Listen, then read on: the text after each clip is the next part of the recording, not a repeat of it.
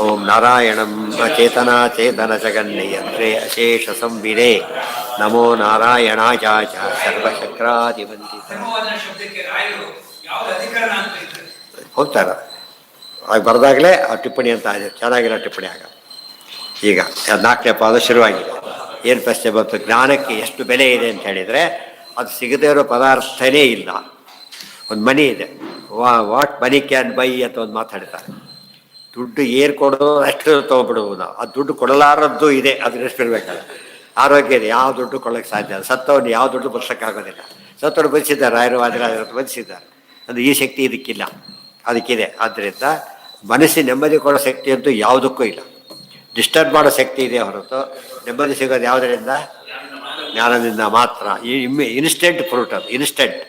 ನಮ್ಮ ಮನುಷ್ಯ ಸತ್ಯ ಹೇಳ್ತಾನೆ ಅಂತ ತಿಳ್ಕೊಬೇಡ. ಅವ್ರು ಸುಳ್ಳು ಹೇಳಿದರೆ 1000 ರೂಪಾಯಿ ಬರ್ತಿತ್ತು, ಹೇಳಲಿಲ್ಲ. ಸತ್ಯನೇ ಹೇಳಿದ, 1000 ರೂಪಾಯಿ ಬರಲಿಲ್ಲ ಅವರಿಗೆ. ಆದರೆ ಮನಸ್ಸಿನ ನೆಮ್ಮದಿ ಇದೆಯಲ್ಲ, ಅದು ಎಷ್ಟು 1000 ಕೊಟ್ಟರು ಬರೋದಿಲ್ಲ. ನಾನು ಸತ್ಯ ತಪ್ಪು ಮಾಡಲಿಲ್ಲ, ಗೊತ್ತಾಯ್ತಾ? ಅದನ್ನು ಅದು ಸೆಲ್ಫ್ ಎಂಜಾಯ್ಮೆಂಟ್. ಅದಕ್ಕೆ ಯಾವುದು ರಿಪ್ಲೇಸ್ ಮಾಡ್ಲಿಕ್ಕೆ ಬರಲ್ಲ, ಅದನ್ನು ಸಬ್ಸ್ಟಿಟ್ಯೂಟೇ ಸಿಗೋದಿಲ್ಲ ಅದಕ್ಕೆ. ನಚ ಅಧಿಕಾರೇ ಸಮೀಪಿ ತೇಷಾಮೇವ ಉಚ್ಚಾವಚ ಶಕ್ತಿಯೋಗಾತ್ ಫಲಭೇದೋಪತ್ತೇ ಅಧಿಕಾರ ವಿಶೇಷ ಕಲ್ಪನಂ ವ್ಯರ್ಥಂ. ನೋಡಿ, ಎಲ್ಲರೂ ಅಪ್ರೋಕ್ಷ ಜ್ಞಾನಿಗಳೇ. ಅವ್ರ ಕೆಪಾಸಿಟಿಯಲ್ಲಿ ವ್ಯತ್ಯಾಸ ಇದೆ. ಆದ್ದರಿಂದ ಎಲ್ಲೋ ಒಂದು ದೋಷ ಇದೆ. ಜ್ಞಾನಕ್ಕೆ ಆ ಶಕ್ತಿ ಇದ್ದಿದ್ದು ಎಲ್ರಿಗೂ ಒಂದೇ ರೀತಿ ಇರಬೇಕಾಗಿತ್ತಲ್ಲ. ರಾಂಗ್ ಎಕ್ಸಾಂಪಲ್ ಕೊಡ್ತಾನೆ ಸಾಮಾನ್ಯವನ್ನು. ಬೆಂಕಿ ಅಂದಮೇಲೆ ಸುಡಲೇಬೇಕು ತಾನೇ. ನಮ್ಮನೆ ಬೆಂಕಿ ಬೇರೆಯವ್ರ ಬೆಂಕಿ ಇಲ್ವಲ್ಲ.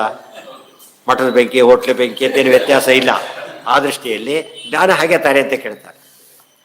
ಅದು ಕೇಳೋದ ರಾಂಗ್ ಅಪ್ಲಿಕೇಶನ್. ಕೆಲವು ಹಾಗೇನೆ ದೇವರು ಎಲ್ಲ ರೀತಿ ಅದಕ್ಕೆ ಇನ್ನೊಂದು ಉತ್ತರ ಕೊಡಕ್ಕೆ ಬರಲ್ಲ ಅಂತ ಉತ್ತರ ಕೊಡ್ತಾರಾಗ. ಅದೇ ರೋಗ ಅದೇ ಡಾಕ್ಟ್ರಿಗೆ ಕೆಲಸ ಮಾಡಲಿಲ್ಲ ಪಾಪ ಅವರು. ಪೇಷಂಟಿಗೆ ವರ್ಕ್ ಮಾಡಿದ ಔಷಧಿ ಡಾಕ್ಟ್ರಿಗೆ ಮಾಡ್ತಾರೆ. ಯಾರು ಮಾಡ್ತಾರೆ? ಯಾರು ಹೊಣೆ ಅದಕ್ಕೆ? ಆದ್ದರಿಂದ ಅವೆಲ್ಲ ಜನರಲೈಸ್ ಮಾಡ್ತಕ್ಕಂಥ ಟ್ರೂತ್ ಅಲ್ಲ. ಆಧಾರ ಇದ್ದ ಒಪ್ಪಬೇಕಷ್ಟೆ. ಜ್ಞಾನಕ್ಕೆ ಕೆಪಾಸಿಟಿಯನ್ನು ಡೌಟ್ ಇಲ್ಲೇ ಇಲ್ಲ ನಮಗೆ. ಆದರೆ ಯಾಕೆ ವೇರಿ ಆಯಿತು ಅಂದರೆ ಅವನ ಸಿದ್ಧಿಯಲ್ಲಿ ಸಾಮ್ಯ ಇಲ್ಲ. ಆ ಸಿದ್ಧಿ ಅವನಿಗೆ ಆ ರೀತಿ ಸಿದ್ಧಿ ಇಲ್ಲ, ಆದ್ದರಿಂದ ಬರಲಿಲ್ಲ ಅಷ್ಟೇ. ಫಲಭೇದೋಪತ್ತೇರೇ ಅಧಿಕ ವಿಶೇಷ ಕಲ್ಪನಂ ವ್ಯರ್ಥಂ.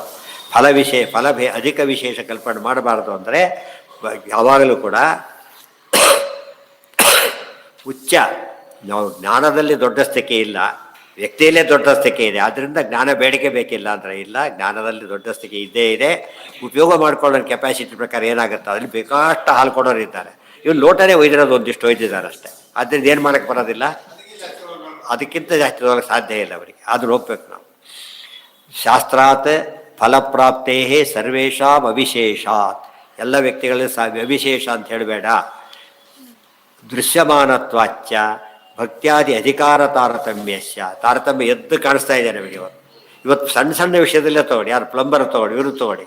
ಕೆಲವರು ಇರ್ತಾರೆ ಅವನೇ ಬಂದು ಮಾಡಬೇಕು, ಅಷ್ಟರ ಮಟ್ಟಿಗೆ ಕ್ವಾಲಿಟಿ ಮೆಟ್ಟು. ಕೆಲವರು ಅವ್ರು ಮತ್ತೆ ಏನು ಮಾಡಿ ಬರಬಾರ್ದು. ಅದು ಅವನ ಎಲ್ಲ ರೀತಿ ಮಾಡಿದವನೇನೆ. ಇನ್ನೊಬ್ರಿಗೆ ಬೇಕಾಗಿರೋಬೇಕು ಅವನು, ನಮಗೆ ಯಾಕೆ ಹಿಡಿಸ್ತಾ ಇಲ್ಲ. ಅದು ಎಲ್ಲರೂ ಒಂದೇ ರೀತಿಯಾಗಿ ಕಾರಣ ಇಲ್ಲವೇ ಇಲ್ಲ. ಆದ್ದರಿಂದ ಜ್ಞಾನದಲ್ಲೂ ಹಾಗೆ ಇದೆ. ಬಟ್ ಒಂದಿದೆ, ಅಪ್ರೋಚ್ ಜ್ಞಾನಕ್ಕೆ ಒಂದು ಸೇಫ್ಟಿ ಏನು ಅಂದರೆ ಅವರು ಜನರಲಿ ತಪ್ಪು ಮಾಡೋದಿಲ್ಲ. ಅದು ಒಂದು ಫಸ್ಟ್ ಪಾಯಿಂಟ್, ಗೊತ್ತಾಯ್ತಾ? ಅವ್ರು ಎಲ್ಲ ಆಗುತ್ತೆ ಅಂತ ಕ್ಲೇಮು ಮಾಡೋದಿಲ್ಲ. ಅವರು ಎಷ್ಟಾಗುತ್ತೋ ಅಷ್ಟು ನಿರ್ವಂಚನೆ ಅಂತ ಹೇಳ್ತಾರೆ, ಮಾಡ್ತಾರೆ. ಅದು ಅಕಸ್ಮಾತ್ ತಪ್ಪು ಹೇಳಿದ್ರೆ ಅವ್ರು ದೊಡ್ಡ ಕಾರಣ ಇರುತ್ತೆ ಹೊರತು ಬೇರೆ ಅಲ್ಲ. ಅದರ್ವೈಸ್ ಏನದು, ಇವತ್ತು ಬಸ್ನಲ್ಲಿ ಕೂತಾಗ ಯಾರು ನಾವು ಡ್ರೈವರ್ ಲೈಸೆನ್ಸ್ ಕೇಳಿದ್ದೇವೆ ಹೋಗಿ, ನಾವು ಕಂಡಕ್ಟರ್ ಕೇಳಿದ್ದೇವ, ಅವ್ರ ಮುಖ ಕೂಡ ನೋಡೋದಿಲ್ಲ ಹೋಗಿ ನಾವು. ಯಾಕೆ ನಮಗೆ ಅವ್ರು ಅಪಾಯಿಂಟ್ ಮಾಡಿದವ್ರು ಇದ್ದಾರೆ, ಇದು ನಮಗೆ ಜವಾಬ್ದಾರಿ, ಗೊತ್ತಾಯ್ತಾ? ಯಾಕೆ ಅಪಾಯಿಂಟ್ ಮಾಡಿ ಸರ್ಕಾರ ಏನು ಮಾಡಿರುತ್ತೆ ಕೆಲಸ ಎಲ್ಲ ಕೂಡ ಯಾರು ಮಾರ್ಕ್ಸ್ ಹೇಳ್ತಾರೆ. ನಾವು ಟ್ಯಾಬ್ಲೆಟ್ ಎಲ್ಲ ಕೇಳ್ತಾ ಕೊಡ್ತೀವಿ ಹೋಗಿ. ಅದೆಲ್ಲ ಮಾಡಿದ ಮೇಲೆ ಕೊಟ್ಟಿರೋದಾದ್ರಿಂದ ಅದಕ್ಕೆ ನಮ್ಮ ರೋಲ್ ಅಲ್ಲ ಅದು, ಅರ್ಥ ಆಯ್ತಾ? ದೇರ್ಫೋರ್ ನಾವು ಅದನ್ನೆಲ್ಲ ಪ್ರಶ್ನೆ ಮಾಡ್ತಾ ಏನು ಕಾಲ ಕಡಿಮೆ ಕೊಡೋದು, ಜ್ಞಾನದ ಬಗ್ಗೆ ಆಕ್ಷೇಪ ಮಾಡೋಕ್ಕೆ ಅವಕಾಶ ಇಲ್ಲ. ನಚ ಜ್ಞಾನಿನಾಂ ಆತ್ಮಸ್ವರೂಪ ದಾರ್ಢ್ಯಾತ್ ಸತ್ಪ್ರವೃತ್ತಿ ವಿಪರೀತ ಪ್ರವೃತ್ತಿಯೋ ರವಿಶೇಷ ಏತಾವತೋಧಿಕಾ ನಾಸ್ತಿ ಪ್ರಾಪ್ತಿ ಅತ್ಯಂತತಃ ಸ್ಥಿತಾ. ಯಾ ಸ್ಥಿತಿಸ್ತಾಂ ಪರಾತಮಾಪ್ನೋತಿ ಯಥಾಶಕ್ತಿ ಪ್ರಯತ್ನತಃ ವಿಪರೀತ ಪ್ರವೃತ್ತೇಸ್ತು ತಸ್ಯ ಹ್ರಾಸೋಧಿಕಂ ಭವೇತಿತಿ ವಚನಾತ್ ಸ್ಥಿತಿವಿಶೇಷೋಪಪತ್ತೇಃ. ಇಲ್ಲಿ ಜ್ಞಾನಕ್ಕೆ ಅಷ್ಟು ಶಕ್ತಿ ಇರೋದಾದರೆ ಜ್ಞಾನಿಗಳಿಗೆ ಆತ್ಮಸ್ವರೂಪ ದಾರ್ಢ್ಯಾತ್, ಬ್ರಹ್ಮಜ್ಞಾನ ಗೊತ್ತಿದೆ, ತಮ್ಮ ಸ್ವರೂಪನೂ ಗೊತ್ತಿದೆ. ಆದ್ದರಿಂದ ಸತ್ಪ್ರವೃತ್ತಿ ವಿಪರೀತ ಪ್ರವೃತ್ತಿಯೋ ಅವಿಶೇಷ. ಸತ್ಪ್ರವೃತ್ತಿ ಮಾಡ್ತಾರೆ, ತಪ್ಪು ಮಾಡ್ತಾರೆ ಅಂತ ಮಾತು ಉಪಯೋಗಿಸ್ಲೇಬಾರದು. ಜ್ಞಾನಿಗಳೆಲ್ಲ ಹೇಗಿರಬೇಕು, ಏನೇ ಮಾಡಿದರೂ ಸರಿ, ಅಂತ ಯಾಕೆ ಒಪ್ಪಾರ್ದು ನೋಡಿ. ಜ್ಞಾನಿಗಳ ಸ್ಟೇಜಲ್ಲೂ ಏನು ಮಾಡ್ತೇವೆ ನಾವೀಗ, ತಪ್ಪಾಡಿದ್ರೆ ತಪ್ಪು ಅಂತ ಹೇಳ್ತೇವೆ. ಇದು ವೆರಿ ಇಂಟ್ರೆಸ್ಟಿಂಗ್. ಇದು ಅವ್ನು ಅಪ್ರೋಜ್ಞಾನ ಪ್ರೂವ್ ಆಗಿರೋ ಕೇಸ್, ಅದು ಯಾರೋ ಅಲ್ಲ. ಪ್ರೂವ್ ಆಗಿರೋ ಕೇಸ್ನಲ್ಲೂ ಏನಾಗಬಹುದು, ಡಾಕ್ಟ್ರು ಒಂದು ಏನು ಕೇಸ್ ಡಾಕ್ಟ್ರ್ ಅಲ್ಲ ಅಂತೇನೂ ಆಗಲಿಲ್ಲ. ಅದರಿಂದ ಆ ಕೇಸ್ ಫೇಲ್ ಆಗಿದ್ದು ನಿಜ, ಬಟ್ ಡಾಕ್ಟ್ರ್ ಅಲ್ಲ ಅಂತ ಆಗಲಿಲ್ಲ. ಅದೇ ರೀತಿಯೇ ಅಪ್ರೋಕ್ಷಜ್ಞಾನಿ ಅಲ್ಲ ಅಂತ ಆಗಲಿಲ್ಲ, ಅದ್ರ ಒಪ್ಪಿದ್ದೇವೆ ನಾವು ಅಂತ ಹೇಳ್ತಾರೆ. ಏತಾವತ್ತು ಅಧಿಕ. ಅದರಿಂದಲೇ ಅವನು ಏನು ಮಾಡ್ತಾ ಗೊತ್ತಾ, ಸಾಮಾನ್ಯವಾಗಿ ಒಳ್ಳೆ ಜ್ಞಾನಿಗಳು ಡಾಕ್ಟರ್ಸ್ ತುಂಬ ಪ್ರಾಮಾಣಿಕರಿರ್ತಾರೆ.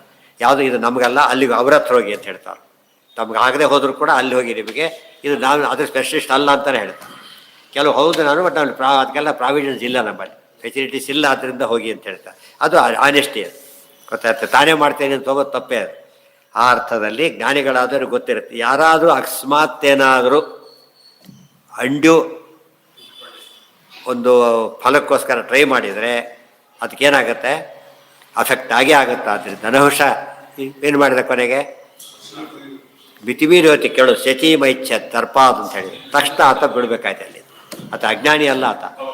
ಅಂದರೆ ಎಂದು ಕೂಡ ಶಾಸ್ತ್ರ ಒಪ್ಪೋದಿಲ್ಲ. ಜ್ಞಾನಿ ಎಂದು ಮಾತ್ರಕ್ಕೇನೆ ಈ ಕೇಸ್ ನೋಡಿದ ಮೇಲೆ ಇದು ಜ್ಞಾನಿಗಳೇ ಅಲ್ದವ್ರು ಜ್ಞಾನಿ ಅಂತ ಒಪ್ತಾರೆ. ಅವ್ರಿಗೇನು ಹೇಳ್ಬೇಕು ನಾವೀಗ?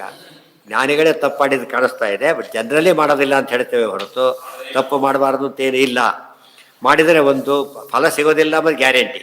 ಗೌತಮರಿಗೆ ಹೆಚ್ಚಿನ ಫಲ ಸಿಗಲಿಲ್ಲ, ವಾಪಸ್ ಹೋಯ್ತಲ್ಲ. ಮಾಂಡವರಿಗೂ ಸಿಗಲಿಲ್ಲ, ಪನಿಷ್ಮೆಂಟ್ ಆಯ್ತು ಅವರಿಗೆ. ಆದ್ದರಿಂದ ಎಂದೂ ಕೂಡ ಅದಕ್ಕೆ ದೇವರು ಒಪ್ಪೋದಿಲ್ಲ. ಇವತ್ತು ಅದಕ್ಕೇನೆ ಸ್ಪೀಡ್ ಕಂಟ್ರೋಲ್ ಅಂತ ಇರುತ್ತಲ್ಲ, ಪೊಲೀಸ್ ಇರ್ತಾನೆ ಅವನು ಬೇರೆ ಕಡೆ ಎಲ್ಲ ಲೇನೇ ಬೇರೆ ಮಾಡಿಬಿಟ್ಟಿರ್ತಾರೆ. ಇವರೆಲ್ಲ ಒಂದೊಂದು ಮಿಕ್ಸ್ ಆಗಬಾರ್ದು. ಆ ಲೇನಲ್ಲಿ ಹೋದರೆ ಆ ಸ್ಪೀಡ್ ಮೇಂಟೈನ್ ಮಾಡಲೇಬೇಕು, ಇಲ್ಲ ಹೋದರೆ ಫೈನ್ ಆಗ್ತಾರೆ. ನಮ್ಮಲ್ಲಿ ಮಾತಾಡ್ತಾ ಎತ್ಬಿಟ್ಟಿರ್ತಾರೆ ಅದೆಲ್ಲ ಮಾಡೋಕ್ಕೆ ಬರೋಲ್ಲ. ಅಲ್ಲಿ ನೀವು ಸ್ವಲ್ಪ ಸಕಾರಣವಾಗಿ ಇದು ಮಾಡೋದಾದರೆ ನೀವು ಅಪರಾಧ, ಡಿಸ್ಟರ್ಬ್ ಮಾಡಬಾರ್ದು. ಟ್ರಾಫಿಕ್ ಡಿಫರ್ ಮಾಡಿಕೊಡೋದು ಎಂಬುದು ಕೂಡ ಲೈಸೆನ್ಸ್ ತೊಗೊಳೋದ್ರದ್ದು ಕಾರಣ. ವಿಪರೀತ ಪ್ರವೃತ್ತೇಸ್ತು ತಸ್ಯ ಹ್ರಾಸೋ ಅಧಿಕಂ ಭವೇತ್. ಅವನಿಗೆ ಹ್ರಾಸ ಆಗುತ್ತೆ, ಫಿಕ್ಸ್ ಆಗಿರೋ ಆನಂದನೇ ಕಡಿಮೆ ಆಗಿಬಿಡುತ್ತೆ. ಆದ್ದರಿಂದ ನಾವು ಜ್ಞಾನಿಗಳಲ್ಲೂ ಕೂಡ ಹುಷಾರಾಗೇ ಇರಬೇಕು. ಇತಿ ವಚನಾತ್ ಸ್ಥಿತಿ ವಿಶೇಷೋಪತ್ತೇ. ಸ್ಥಿತಿ ವಿಶೇಷ ಜ್ಞಾನಿಗಳು ಯಾವಾಗಲೂ ಮೇಂಟೈನ್ ಮಾಡ್ತಾರೆ, ನಮಗಲ್ಲ. ಅದು ಪ್ರಶ್ನೆ ಬಂದಿದೆ, ಏನು ಹೇಳಿದರು, ನಹುಷನ ಕರೆದ್ರು ಒಪ್ಕೊಂಡ.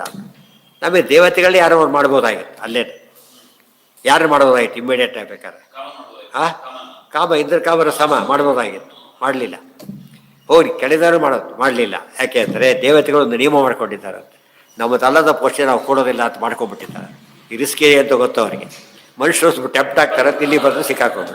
ಆದ್ದರಿಂದ ದೇವತೆಗಳಿಗೆ ನಿಯಮ ಇದೆ, ಅದನ್ನು ನಾವು ಒಪ್ಪೋದಿಲ್ಲ. ಇದು ಅರ್ಥ ಅವ್ರು ಏನು ಗೊತ್ತಿದೆ, ಈಗ ತಮ್ಮ ಕೆಪಾಸಿಟಿ ಗೊತ್ತಿದೆ, ಕೊಡಬಾರ್ದು ಗೊತ್ತಿದೆ, ಆದ್ದರಿಂದ ಕೊಡ್ಲಿಕ್ಕೆ ಹೋಗಲಿಲ್ಲ. ನಚ ಸರ್ವಜೀವಾನಾಂ ಏಕಪ್ರಕಾರ ಏವ.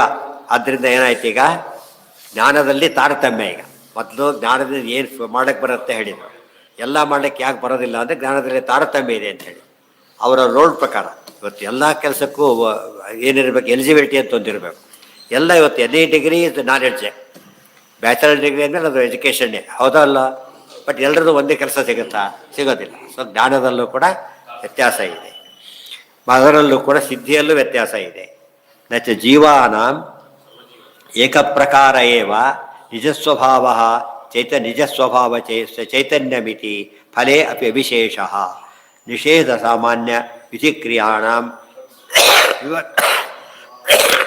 ವಿಭಕ್ತತ್ವ. ಅದಕ್ಕೆ ಹೇಳಿದ್ದಾರೆ ಹಾಗಿಲ್ಲ. ಎಲ್ಲ ಜ್ಞಾನಿಗಳು ಕೂಡ ಒಂದು ಜೀವನ ಸ್ವರೂಪದಲ್ಲಿ ಜ್ಞಾನ ಬಂತು ಅಂತ ಹೇಳಿದ್ದೇ ಹೊರತು ಎಲ್ಲ ಜೀವರು ಸಮ ಅಂತ ಹೇಳಲಿಲ್ಲ. ಎಲ್ಲ ಜೀವರಲ್ಲೂ ಏನಿದೆ, ತಾರತಮ್ಯ. ಇಬ್ಬರು ಸಮಾನರಲ್ಲೂ ಕೂಡ ಎಲ್ಲ ಈಕ್ವಲ್ ಇದ್ದರೂ ಭೇದ ಅಂತ ಒಂದಿದ್ದೆ. ಗೊತ್ತಾಯ್ತು, ಎಲ್ಲ ಈಕ್ವಲಲ್ಲೂ ಇನ್ನೊಬ್ಬರು ತಾನು ಎಲ್ಲ ಹೈಲಿ ಕಾಂಪಿಟೆಂಟ್, ತನ್ನ ಪರ ಕಳ್ಸಕ್ಕೆ ಬರಲ್ಲ ಕೆಲಸಕ್ಕೆ. ಅವನು ಅಪಾಯಿಂಟ್ ಆದವನೇ ಹೋಗ್ಬೇಕು ಹೊರತು ಯಾರು ಮಾಡಿ ಸಬ್ಲೆಟ್ ಮಾಡೋಕ್ಕೆ ಬರಲ್ಲ. ಹಾಗೆಲ್ಲ ಕೂಡ ಆ ನಿಯಮ ಇದೆ. ದೇರ್ಫೋರ್ ಎಂದೂ ಆ ರೀತಿ ಮಾಡೋಕ್ಕೆ ಬರೋದಿಲ್ಲ. ಕೆಲವು ವಿಶೇಷ ನಿಯಮಗಳು ಬೇರೆ ಇರುತ್ತೆ. ನಾದೇವೋ ದೇವಪದವನ್ವಿಚ್ಛೇತ್ ಅನ್ವಿಚ್ಛನ್ ಯಾತಿ ಅಧರಂ ತವಃ. ದೇವತೆಯಾಗಿ ಅಪಾಯಿಂಟ್ ಆಗಿರೋನು ಕೂಡ ತನಗಿಂತ ಮಿಗಿದಾದ ದೊಡ್ಡ ದೇವಪದೇನ ಅಪೇಕ್ಷೆ ಪಡಬಾರದು. ಮತ್ತೆ ತಪ್ಪಾದರೆ ಅಂಧಂತಮಸ್ಗೆ ಹೋಗ್ತಾರೆ. ಸಣ್ಣ ಪುಟ್ಟ ಪನಿಷ್ಮೆಂಟ್ ಅಲ್ಲ ಅವರಿಗೆ. ಎಲ್ಲಿ ಹೋಗ್ತಾನೆ, ಬರೀ ಆನಂದರಾಸ ಅಲ್ಲ, ಅಂಧಂತಮಸ್ಗೆ ಹೋಗ್ತಾನೆ. ಆದರೆ ಹೊರ ಮಾಡಿಲ್ಲ, ಆದ್ದರಿಂದ ಹೋಗಿಲ್ಲ ಯಾರು ಕೂಡ. ನ ದೇವ ಸ್ವೀಯಂ ಪದಮನ್ವಿಚ್ಛನ್ ವಿದುಷ್ಯತಿ. ಆದರೆ ದೇವಪದಿಗೆ ಅರ್ಹನಾಗಿದ್ದವನು ಇಷ್ಟಪಟ್ಟರೆ ತಪ್ಪಲ್ಲ. ಇವತ್ತು ಬೆಳಿಗ್ಗೆ ಎಲ್ಲ ಕಾಂಪಿಟೆನ್ಸಿ ಅಪ್ಲೈ ಮಾಡಿದ, ತಪ್ಪಲ್ಲ. ಇಲ್ದವನು ಅಪ್ಲೈ ಮಾಡಿದ್ರೆ ಅಪರಾಧ. ಎಷ್ಟೋ ಸರ್ತೆ ಅವ್ನು ಮತ್ತೆ ಮತ್ತೆ ಅಪ್ಲೈ ಮಾಡ್ತಿದ್ರೆ ಪನಿಷ್ ಮಾಡ್ಬೋದು ಅವನ್ನ. ಟೈಮ್ ವೇಸ್ಟ್ ಮಾಡ್ತಾ ಇದ್ದೀನಿ ಅಂತ ಹೇಳ್ಬಿಟ್ಟು ತೊಂದರೆ ಕೊಡ್ತೀನಿ ಅಂತ ಹೇಳ್ಬೋದು. ತದೇವ ಹಿ ಅಸ್ಯ ಸ್ವಮಿತಿ ನಿಷೇಧ ವಿಭಾಗ. ದೇರ್ಫೋರ್ ನಿಷೇಧದಲ್ಲೂ ಕೂಡ ಸಿಕ್ಕ ನಮ್ಮ ನಿತ್ಯದ ನಿಷೇಧದಿಂದ ಸ್ಪೆಷಲ್ ನಿಷೇಧದವರೆಗೂ ಇರುತ್ತೆ. ದೊಡ್ಡ ದೊಡ್ಡ ದೇವತೆಗಳಿಗೆ ಸ್ಪೆಷಲ್ ನಿಷೇಧ, ಇನ್ನೊಂದು ಪದವಿಯನ್ನು ಅಕ್ಸೆಪ್ಟ್ ಮಾಡಕೂಡದು ಅಂತ ಹೇಳಿ. ಗೊತ್ತಾಯ್ತಾ? ನಾವು ಫುಲ್ ಟೈಮರ್ಸ್ ಎರಡು ಕಡೆ ಕೆಲಸ ಮಾಡೋಂಗಿಲ್ಲ, ಪಾರ್ಟ್ ಟೈಮರ್ ಮಾಡ್ಬೋದು, ಫುಲ್ ಟೈಮರ್ ಮಾಡೋಂಗಿಲ್ಲ ಅಂತ ಆಗಿದೆಯೋ ಆ ಥರ ಇರೋದ್ರಿಂದ ಸಾಧ್ಯ ಇಲ್ಲ. ಸ್ಥಿರಂ ಜ್ಞಾನಂ ಸ್ಥಿರೋಹರಂ ಅಭಿಷಂಗ ಸ್ಥಿರಂ ಮೋಜೋ ಬಲಂ ವಿರಾಗ ಏತದ್ದಿ ಸಾಮಾನ್ಯಂ ದೇವಾನಾಂ ಅಥ ಅನ್ಯೇಷಾಂ ಅಸ್ಥಿರಾಣ್ಯೇವ ಏತಾನಿ ಸರ್ವಾಣಿ ಅಥಾಪಿ ಯಥಾಯೋಗಂ ವಿನೇಯಾನಿ ಇತಿ ಸಾಮಾನ್ಯ ವಿಭಾಗ. ದೇವತೆಗಳಿಗೆ ಅಲ್ಲ ಪೋಸ್ಟು ಅಧಿಕಾರ ಎಲ್ಲ ಜುಡಿಷಿಯಲ್ ಎಲ್ಲ ಫಿಕ್ಸ್, ತಹಸೀಲ್ದಾರ್ ಅಂದರೆ ಒಂದು ಜುಡಿಷಿಯಲ್ ಫಿಕ್ಸ್ ಆಗಿಬಿಟ್ರೆ ಎ ಸಿ ಫಿಕ್ಸ್ ಆಗಿರುತ್ತೆ. ದೇವತೆಗಳಿಗೆ ಆ ಥರ ಇರುತ್ತೆ. ಪಬ್ಲಿಕ್ಕಿಗೆ ಇರುತ್ತೆ, ಎಲ್ಲರಿಗೂ ಗೊತ್ತಾಗೋ ರೀತಿ ಇರೋದಿಲ್ಲ. ಅವರವರಿಗೆ ಗೊತ್ತಾಗ ಕೆಪಾಸಿಟಿ ನಿಮ್ಗೆ ಗೊತ್ತಾಗುತ್ತಲ್ಲ, ಹಾಗೆ ಸಮಸ್ಯೆ ಇಲ್ಲ. ಒಟ್ಟು ಇದೆಲ್ಲ ಒಪ್ಪದೆ ಹೋಗಿದ್ದರೆ ಇದಕ್ಕೆ ಮೊದಲೇ ಸೂತ್ರ ಒಂದೇ ಸಾಕಾಗ್ತಿತ್ತು. ಯಾವ ಸೂತ್ರನೂ ಬೇಕಾಗ್ತಿತ್ತು. ಅப்புறம் ನಾವು ಏನು ಬೇಕಾದ್ರೂ ಮಾಡ್ತಾನೆ, ಏನು ಬೇಕಾದ್ರೂ ಮಾಡಿಲ್ಲ. ಆದ್ದರಿಂದ ತಾರತಮ್ಯ ಭೇದ ಒಪ್ಪದೇ ಇದ್ದವರಿಗೆ ಉತ್ತರ ಇದೆ. ಇಷ್ಟೆಲ್ಲ ಇದೆ ಎಂಬ ಒಂದೇ ಕಾರಣಕ್ಕೆ ಏನು ಒಪ್ಪಬೇಕು ನಾವಾಗ? ತಾರತಮ್ಯ ಭೇದ ಒಪ್ಪಲೇಬೇಕು ಅಂತ ಹೇಳಿದ ಒಪ್ಪದೆ ದಾರಿನೇ ಇಲ್ಲ.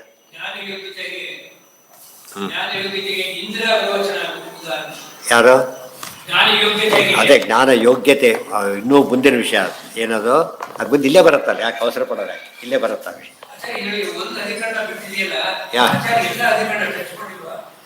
ಎಲ್ಲಿದಲ್ಲ ಕೆಲವನ್ನ ಕ್ಲಬ್ ಮಾಡಿಬಿಡ್ತಾರೆ ಎಲ್ಲರೂ. ಉದಾಹರಣೆ 2ನೇ ಅಧ್ಯಾಯ ಬಂದಾಗೆಲ್ಲ ಫುಲ್ ವರ್ಷಕ್ಕೆ ಮುಗಿಸ್ಬಿಟ್ಟಿದ್ದಾರೆ. ಎಲ್ಲ ಸಾಮಾನ್ಯ ದೋಷಗಳು ಹೇಳ್ಬಿಡ್ಬೋದು, ಎಲ್ಲ ಡೀಟೇಲಾಗಿ ಹೇಳೋದು. ಆದ್ದರಿಂದ ಹೇಳುವಾಗ ನಿಯಮ ಸೂತ್ರದಲ್ಲಿ ಮಾತ್ರ, ಬ್ರಹ್ಮಸೂತ್ರ ಪ್ರತಿ ಸೂತ್ರಕ್ಕೂ ಬರೋದು ಬ್ರಹ್ಮಸೂತ್ರದಲ್ಲಿ ಮಾತ್ರ. ಗೊತ್ತಾಯ್ತಾ? ಉಳಿದ್ರಲ್ಲೆಲ್ಲ ಎಷ್ಟು ಬೇಕೋ ಅಷ್ಟೇ ಹೇಳೋದು. ಓಂ